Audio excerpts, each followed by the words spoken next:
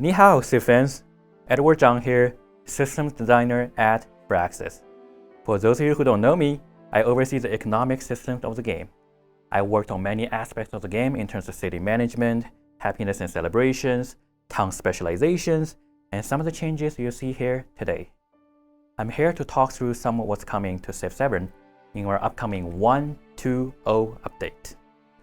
Let's start by diving into some of the highlights, and remember, there will be plenty more included in the patch notes when they release later. One of the biggest areas we're expanding in Update 1.2.0 is resources, both in terms of variety and how they affect your game. First up, we've added 10 brand new resources, including tin, rubies, rice, mango, clay, limestone, hardwood, wild game, flax, and my personal favorite, llamas. You'll see these resources in different ages throughout the game. Also coming, resource generation. Resources now randomized on game start, but don't worry, certain ages will always guarantee some resources, so we won't be soft locking you out of Legacy Pass. This will help make your game feel a little bit more varied, as well as something we are calling the Hemisphere Identity. This change means that some resources, especially some of the treasure resources, will not only show up on certain continents or in one hemisphere. And speaking of treasure resources, they can now spawn everywhere on the map. If they spawn on your homelands, they behave like regular Empire resources. If they spawn on distant lands, they can generate treasure fleets. This change paves the way for us to give you the ability to spawn in distant lands in a future update. All that talk of mango and wild game reminds me, food. We've seen your feedback and we agree. Food needed an update. We made a behind the scene but very impactful change on how growth works. Shifting our formula, meaning growth that ramps up a lot more smoothly, can push your population higher, and there is no longer a hard wall. So growing past 8 or 9 rural populations won't feel like such a slog anymore. If you're someone who likes building tall or running food-heavy strategies, this should feel much better, and leaders and civs that lean into that strategy should feel stronger now. And one immediate bonus is that AI plays much more optimally. For those of you who thought daily difficulty was too easy, good luck. We want to see the long-term effects of this fundamental change. Therefore, there's very little nerfs and buffs in this patch. Don't worry, we're actively looking into buffing quite a few leaders and civs in the coming patches. And another addition we are excited to share: multiplayer teams return. For all of our multiplayer fans out there, you can now play co-op with a friend or have a showdown with multiple teams facing off against each other. Here are some details.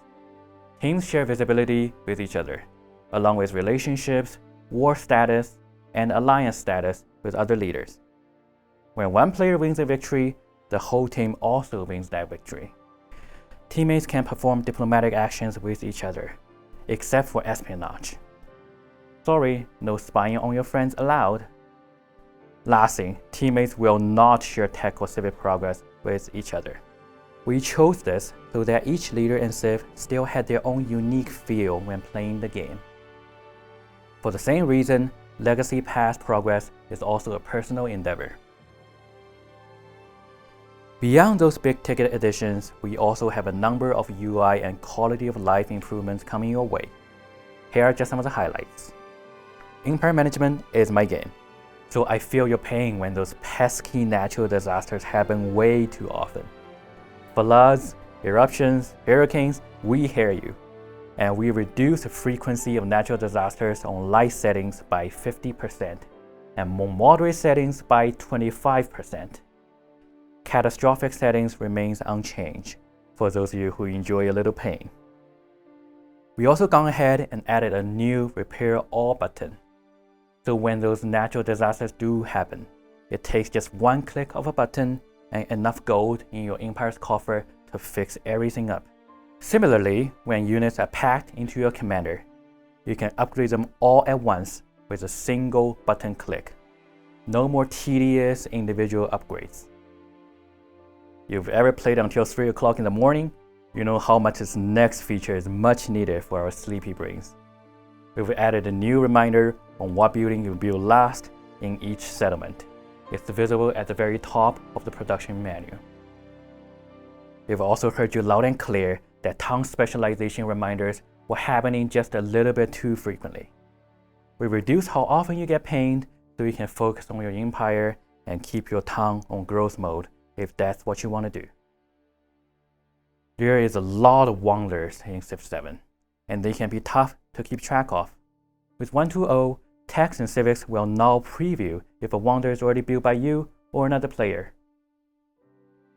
Great people just got even greater. Now selecting a great person highlights the tile on the map where they can activate their ability.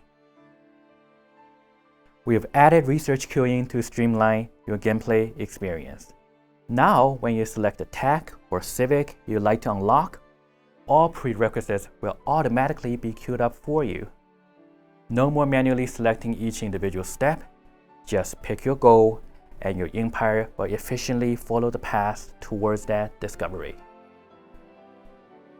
And last but not least, the technology for bridges has finally extended beyond your city walls into your empire's towns.